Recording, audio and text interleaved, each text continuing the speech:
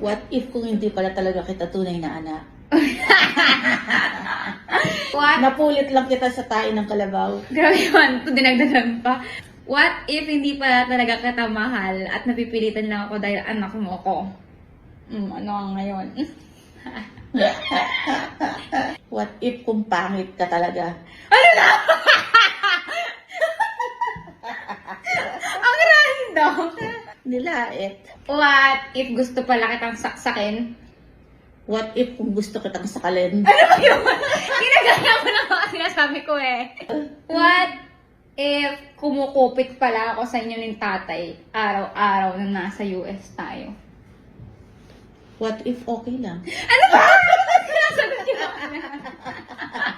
What if kaya pala ako umuwi ng Pilipinas at nagtatrabaho ng Pilipinas kasi ayoko na kayong naririnig ni tatay, ayoko nagsasawa na ako sa inyo.